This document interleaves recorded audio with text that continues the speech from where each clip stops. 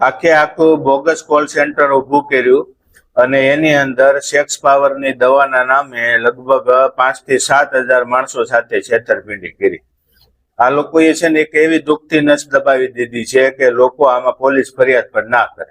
આ લોકો શું કરે, આપણે સોશિયલ મીડિયામાં નાના મોટા બિઝનેસની દુકાનોની રીલ જોઈતા હોય કે ભાઈ આ બિઝનેસ કરે છે, આપણને પ્રોડક્ટ ગમી જાય એટલે આપણે મંગાવી લેતા હોય છે. પણ ઘણીવાર એવા પ્રશ્નો હોય, જેવી રીતે સેક્સ પાવરનો પ્રશ્ન હોય તો માણસ દવાખાને જતા શરમ આવતી હોય, એટલે શું કરતા હોય કે આવા લોકો રીલ બનાવતા હોય ને એના સંપર્કમાં આવી જાય છે અને પછી એના વોટ્સઅપની અંદર ઓર્ડર આપવાનો હોય છે, જેની અંદર તમારે આખું નામ આપવાનું હોય ને આખું એડ્રેસ આપવાનું હોય છે અને તમારું આખું નામ પણ આવી ગયું, ફોન નંબર પણ આવી ગયા અને તમે દવાનું પેમેન્ટ પણ કરી આપો છો.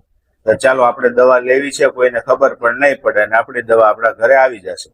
અહીંથી આ લોકોનો ખેલ ચાલુ થાય છે. જેવું તમે પેમેન્ટ કરી દો ને એટલે બીજા ત્રીજા દિવસે પોલીસ વાળાનો ફોન આવે છે અને એક નોટિસ પણ તમારા વોટ્સઅપની અંદર આવી જાય છે કે તમે જે દવા પ્રતિબંધ થયેલી છે આપણા દેશમાં, એ દવા મગાવી અને ગુનો આચર્યો છે, માટે તમારી ઉપર પોલીસ કેસ થશે.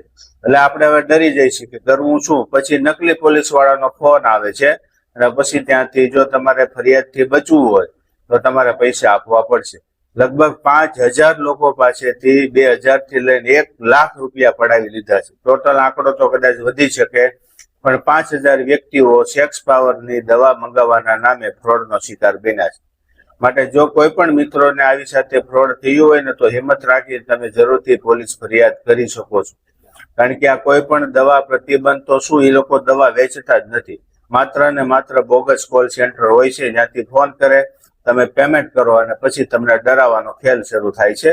બાકી એ લોકો પાસે કોઈ દવા પણ હોતી નથી. માટે વિડીયો શેર કરજો, જેથી કરીને આવનારા સમયમાં બીજા લોકો આવા ફ્રોડથી બચી જાય.